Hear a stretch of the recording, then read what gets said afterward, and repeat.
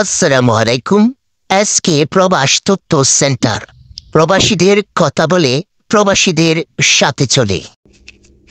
ঢাকা দিল্লির সম্পর্কে টানাপোড়েনের কারণে ভারতে বাংলাদেশি পর্যটকদের যাতায়াত একেবারেই কমে গেছে।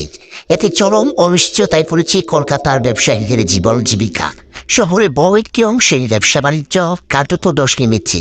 এ অবস্থায় গত শনিবার জরুরি বৈঠক করে বাংলাদেশের জন্য দ্রুত ভিসা চালুর দাবি জানিয়েছে ব্যবসায়ীরা। বাংলাদেশি পর্যটক না থাকায় কলকাতায় ব্যবসার বিভিন্ন খাতে টান পড়েছে। অন্যদিকে জরুরি চিকিৎসা সেবা নেওয়ায় অন্য কলকাতায় আসা বাংলাদেশিরাও মনে করেন ভালো সম্পর্ক না থাকলে ক্ষতিগ্রস্ত হবে দুদেশে। 2023 সালেও ভারতের বিদেশি পর্যটকদের মধ্যে বাংলাদেশের স্থান ছিল দ্বিতীয়। আর এবার 5ই আগস্টের পর হিসাবটা পুরোপুরি উঠে গেছে। ভিসা না পাওয়ার কলকাতা আসছেন না বাংলাদেশিরা। আর তাতে শহরের বড় একটা অংশে অর্থনীতিতে কার্যরত দোষ নেমেছে। দ্রুত পরিস্থিতি স্বাভাবিক করতে দুই দেশের সরকারের প্রতি আহ্বান জানিয়ে জরুরি বৈঠক করেছেন ব্যবসায়ী প্রতিনিধিরা।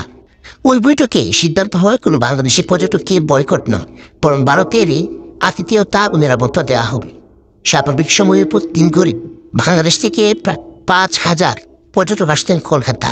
এখন সেই সংখ্যা নেমে এসেছে প্রায় 2 থেকে 300। এই ছিল এসকে প্রবাস তথ্য সেন্টারের সর্বশেষ আপডেট। পরবর্তী আপডেট পেতে চাইলে সঙ্গে থাকুন। ধন্যবাদ।